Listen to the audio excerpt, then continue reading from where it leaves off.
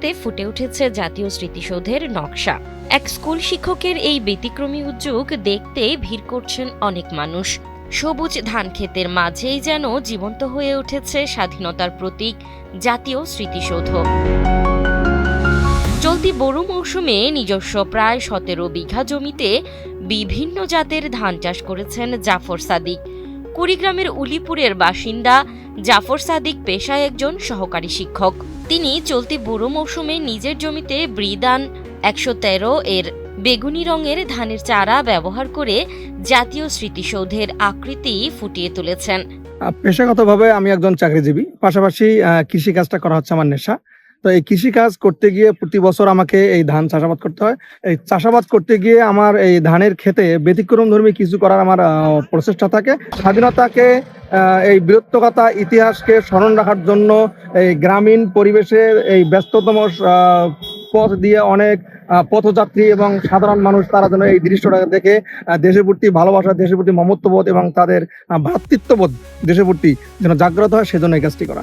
দূর থেকে স্পষ্ট দেখা যায় স্মৃতিসৌধের আকৃতি, যা প্রতিদিনই আকর্ষণ করছে দর্শনার্থীদের। কেউ ছবি তুলছেন, কেউ আবার স্মরণ করছেন মহান মুক্তিযুদ্ধের ইতিহাস।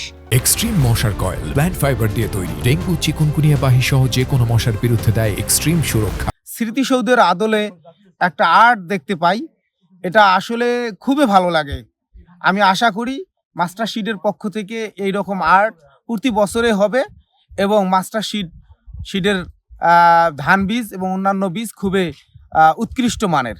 আমার বাড়ির পাশের এলাকায় আমি এখানে ঘুরতে এসে দেখি সুন্দর একটা স্মৃতিসৌধ আঁকছে, দেখে ভালোই লাগলো। আসলাম, ছবি তুললাম, ঘুরলাম, ভিডিও করলাম, দেখে অনেক ভালোই লাগলো। আমরা চাই এরকম যেন আরো অনেক কিছু আঁকা হোক এই জায়গার মধ্যে, এই ধান খেতে। ফেসবুকে এই ধান খেতের ছবিটি দেখছিলাম, তো দেখার পর আজকে আসলাম, এসে বেশ ভালোই লাগছে আমার। তো আমরা চাই যে আমাদের এই অঞ্চলে এই ধরনের কাজ আরো বেশি বেশি হোক। এই স্মৃতিসৌধটা আর্ট করছে স্যারে, দেখতে ভালো লাগে। গত বছরও বাংলাদেশের মানচিত্র আর্ট করছিল, ভালো লাগে। আমরা স্যারের কাছে আশা করি আরো ভালো ভালো কিছু আর্ট করবে।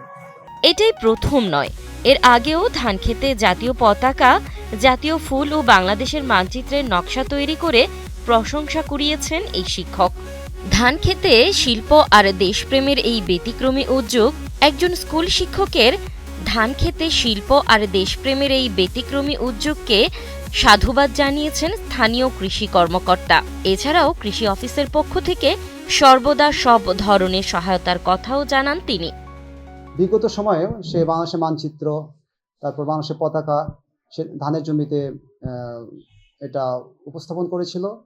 এবছরেও সে স্মৃতিসৌধকে ধানের জমিতে এটা সবুজ যে রঙের যে ধান রয়েছে, এটার পাশাপাশি বেগুনি রঙের ধান চাষাবাদ করে এই স্মৃতিসৌধকে সুন্দরভাবে সে উপস্থাপন করেছে। আমরা মূলত তাকে বিরি ধান 113 এবং 114 সহায়তা দিয়েছিলাম। এই ধানের জমিতেই মূলত বেগুনি রঙের ধান চাষাবাদ করে স্মৃতিসৌধকে সুন্দরভাবে উপস্থাপন করেছেন। সবুজ ধান ক্ষেতের মাঝে দাঁড়িয়ে থাকা এই স্মৃতিসৌধ যেন বলছে দেশপ্রেম শুধু মুখের কথা নয়, তা ছড়িয়ে যায় মাটি থেকে মানুষের হৃদয়ে। একজন শিক্ষকের এই ছোট্ট উদ্যোগ হয়ে উঠেছে হাজার মানুষের ভালোবাসা আর গর্বের জায়গা।